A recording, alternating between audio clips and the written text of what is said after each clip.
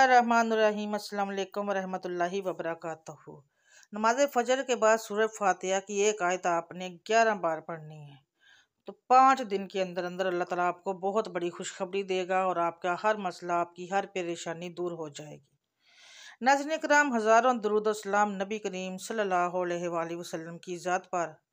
और हम अल्लाह से दुआ करते हैं, दुआ मांगें कि अल्लाह हमारी हर रोज़ की सुबह, हर रोज़ बाइस रहमत फरमाए। आज का वजीफ़ा बहुत ही ख़ास है और इसमें एक कुरान मजीद की छोटी सी सूरत का है। और आज की इस वीडियो में मैं आपको अमल बताऊंगी जो ख़ास वजीफ़ा कुरान पाक की एक छोटी सी सूरत का है और एक आयत पर मुश्तमिल है और आपने इस अमल को लाजमी करना है। इंशाअल्लाह ताला इस अमल के करने से आपके पास इतना पैसा और दौलत आ जाएगी कि अगर आप गरीब हैं, आपके घर के माली हालात ठीक नहीं है, आपकी परेशानियां हैं, तो आपके घर में कोई दुख है, परेशानी है, तो वो इंशाल्लाह माली हालात इस कदर बेहतर हो जाएंगे कि आपके जितने भी रिश्तेदार हैं वो हैरान रह जाएंगे और आपको देखते रह जाएंगे। ये ख़ास वजीफ़ा मेरी बहुत सी बहनों और भाइयों का आजमाया हुआ है। बहुत से लोगों ने जिसको किया है और माशाल्लाह से अब वो बहुत बेहतर है। अल्लाह तबारक व तआला के फजल करम से घर से गुर्बत तंगदस्ती ख़त्म हो जाएगी और घर में मालो दौलत की बारिश होना शुरू हो जाएगी। तहकीक इंसानी का वाहिद मकसद ये है कि इंसान अल्लाह ताला की इबादत व बंदगी करे। उसके अलावा जितने भी उमूर है जिनको इंसान अंजाम देता है, इसलिए ताकि वो इबादत अल्लाह के मामले में इंसान के मावन बन सकें। इंसान की सेहत, तंदरुस्ती, कुव्वत ताकत, माल दौलत, खाना पीना, गर्ज हर एक चीज़ के लिए है ताकि इंसान मुस्तैद होकर अपने मकसद असली को अंजाम दे सके। इबादत अल्लाह ताला के अवामर की बजावरी और नवाही से इज्तनाब व कनारकशी का नाम है, यानी अल्लाह के हुक्म करदा चीज़ों को अंजाम देना और मना करदा चीज़ों से रुक जाना है। लेकिन इबादत के अंदर भी फ़र्क मरातब का लिहाज किया गया है, यानी कि अंजामदही की सूरत में मरतब होने वाले अजर व सवाब में बड़ा फ़र्क है। चुनांचे कुछ अमूर ऐसे हैं जिनकी फजीलत, अहमियत और अजर सवाब बहुत ज़्यादा है और कुछ ऐसे हैं जिनका अजर सवाब और दीगर बातों की बेनिस्बत कुछ कम है। इबादत की बहुत सी अनवा अक़साम है, लेकिन जब कभी हमारी समाज से इबादत का लफ्ज़ टकराता है तो यकीनी तौर पर हमारे जहन में नमाज का ही तसव्वुर आता है कि हम लोग नमाज पढ़ेंगे तो ये इबादत है। तसव्वुर गर्दिश गो इबादत का दायरा नमाज ही में महदूद नहीं, ताहम उसकी अहमियत फजीलत इस कदर है, इसका सवाब इस कदर ज़्यादा है कि इबादत का तसव्वुर नमाज के बगैर महाल मालूम होता है। फिर नमाज़ों की अहमियत व फजीलत में भी तफावत है। चुनांचे नमाज़ों में सबसे ऊंचा व आला दर्जा फ़र्ज़ व वाजिब का है, फिर सुन्नत मुक़द्दा का, फिर गैर मुक़द्दा का, फिर नवाफिल का। अगरचे नमाज़ों में नवाफिल का दर्जा आखिर का है, तब अगर उसको खलूस और हुजूर कल्बी के साथ अदा किया जाए तो उसकी फजीलतें इस कदर हो जाती हैं कि इंसान उसका तसव्वुर भी नहीं कर सकता। बहुत सी हदीस मुबारक में नवाफिल की अहमियत व फजीलत बयान भी की गई है। फिर नवाफिल में जो मकाम व मर्तबा नमाज तहज्जुद को हासिल है वो किसी और को नहीं है। तहज्जुद की नमाज कबूलियत की ज़ामन है। नमाज तहज्जुद कुर्बत इलाही का ज़रिया है। यह नमाज खुशनुदी रब का बाइस है। इससे सनात में इजाफा होता है, सय्यात माफ़ होते हैं, दर्जात बुलंद होते हैं और नमाज तहज्जुद से मोहब्बत इलाही का हसूल होता है। यही वजह है कि इसकी तौफीक इन चंद अफराद के दामन में आती है जो अल्लाह के लाडले होते हैं, जिनका दिल मोहब्बत इलाही से लबरेज और बातन तकवा और तहारत के नूर से मुनव्वर हो। और ये यकीनी बात है कि शब की महीब तरीकी में जब पूरी दुनिया गोश ख्वाब में महव इस्तराहत हो, हर सू सन्नाटा हो और फ़ज़ाएं खामोश हों, ऐसे वक्त में नींद की मठास को कुर्बान करके नरम व गुदाज और आरामदा बिस्तर से उठकर सख्त सर्दी के आलम में वज़ू करके हजूर अलैहि में सर बसैदा होकर रहे रब से सरगोशियाँ करने वाला रब का लाडला और प्यारा नहीं होगा तो और कौन होगा। इसलिए तहज्जुद में मांगी जाने वाली दुआएं ज़रूर कबूल होती हैं और इस हकीकत से कोई भी इंसान इनकार नहीं कर सकता कि दुनिया में हर अमीर, गरीब, नेक, बद को कानून कुदरत के तहत दुखों और गमों और परेशानियों से किसी न किसी शक्ल में ज़रूर वास्ता पड़ता है। और इसका सबब यह है कि ये दुनिया दारुल अमल और इम्तिहान गाह है। इंसान जहाँ आजमाइश के लिए भेजा गया है उसे आज़ादी से नेकी और बदी करने की कुव्वत दी गई है, जिसे बुराई का लाकर वो नेकी की सूरत में अजर सवाब और नाफरमानी की सूरत में अजाब व सज़ा का मुस्तहिक ठहरता है। गुर्बत, तंगदस्ती और अमानत व खुशहाली भी इस दुनिया के दारुल अमल होने का एक हिस्सा है। यहाँ दो किस्म के लोग बसती हैं, एक दो वो जो असुदा हाल और दौलतमंद है और हर किस्म की आसाइश व आराम से बहरावर है।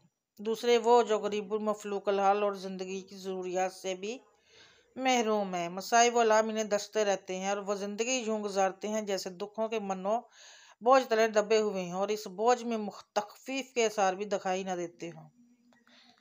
इंसान किसी भी गिरोह से तल्लक रखता है, उसे दुखों से मफर नहीं, मफरून नहीं। और ये अलग बात है कि किसी को कम और किसी को ज्यादा दुखों से वास्ता पड़ता ही रहता है और जिंदगी उसे पहाड़ नजर आने लगती है।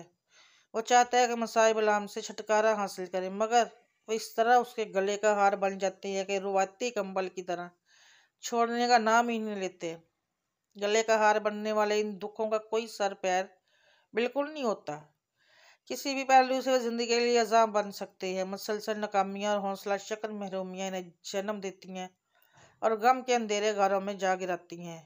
इक्तिसादी बदहाली और माशरती नाहमवारी, अदम मसावा, जुल्म सितम, नाइंसाफी और रियासती जबर भी इसके इसबाब में से है, जिससे इंसान का ज़हनी तवाज़ुन बिगड़ जाता है और जिस्मानी कुव्वत इस तरह मुतासिर होती है कि वह सदियों का बीमार नजर आने लगता है। इस दुख बड़ी दुनिया के समंदर में तिनके की तरह बहने के बावजूद इंसान हाथ पांव जरूर मारता है और जो कोशिश करता रहता है कि दुखों से निजात पा ले और गमों के भंवर से बाहर आ जाए, लेकिन वो तब तक अपनी परेशानी और दुखों से निजात नहीं पाता जब तक वो अल्लाह और उसके रसूल के बताए हुए अहकामात पर अमल पैरा ना हो जाए।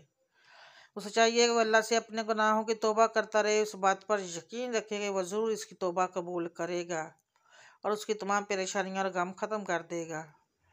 तो नाज़रीन, एक और बात आपको बताती चलूँ कि कोई भी वजीफ़ा शुरू करने से पहले दरूद पाक लाजमी पढ़ लिया करें, क्योंकि ये दरूद का अमल अल्लाह पाक ने कुरान के अंदर भी फरमाया है कि सल्लु अलैहि वसल्लम तस्लीमा। अल्लाह की ज़ात फरमाती है कि मैं खुद दरूद भेजता हूँ अपने प्यारे पैगंबर मोहम्मद मुस्तफ़ा सल्लल्लाहु अलैहि वसल्लम पर, और मेरे जितने फरिश्ते हैं नूरी मखलूक है ये भी मेरे नबी पर सब मिलकर दरूद पढ़ते रहते हैं। सुबहान अल्लाह।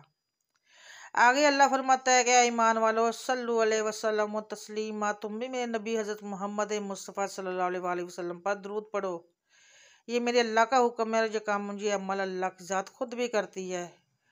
और अल्लाह ने अपनी प्यारी मखलूक जो नूरी मखलूक है, जिसमें जिब्राइल है, मिकाइल है, इसराफील है, बेशक बेशुमार फरिश्ते मेरे अल्लाह के हैं और सब मेरे नबी पर दरूद पढ़ते हैं। तो अल्लाह रब्बुल इज़्ज़त फरमाते हैं कि मैं भी, मेरे तमाम नूरी मखलूक फरिश्ते भी, और अब मैं बंदों को भी हुक्म दे रहा हूँ कि जो मुझको मानते हैं, जो मेरे नबी पर ईमान लेकर आए हैं, उनको भी मैं हुक्म दे रहा हूँ कि ये अमल तुम भी करो। वो अमल कौन सा है? दूध पाक पढ़ो। तो एक दिन नबी हज़रत मोहम्मद मुस्तफ़ा सल्लल्लाहु अलैहि वसल्लम मस्जिद के अंदर मंबर के ऊपर तशरीफ़ फरमा होने के लिए जब पहली सीढ़ी पर कदम रखा तो सहाबा कराम भी अपने पास मौजूद थे। मस्जिद के अंदर तो आपने जब पहली सीढ़ी पर कदम रखा तो फरमाया आमीन, दूसरी सीढ़ी पर कदम रखा तो फिर फरमाया आमीन, तीसरी सीढ़ी पर जब कदम रखा तो आपने फिर फरमाया आमीन। तो सहाबा कराम जब मंजर देख रहे थे तो उन्होंने पूछा, आप क्यों आमीन कह रहे हैं? उसका मतलब क्या है? कि आप कोई दुआ मांग रहे हो या कोई अमल कर रहे हैं? तो इस पर हज़रत मोहम्मद मुस्तफ़ा सल्लल्लाहु अलैहि वसल्लम आमीन कह रहे हैं, इसका मतलब है कि कोई दुआ मांग रहा है। तो सहाबा कराम ने अर्ज़ किया, या रसूलल्लाह सल्लल्लाहु अलैहि वसल्लम, आपने 3 दफ़ा आमीन कहा है, इसका रास्ता बता दीजिए।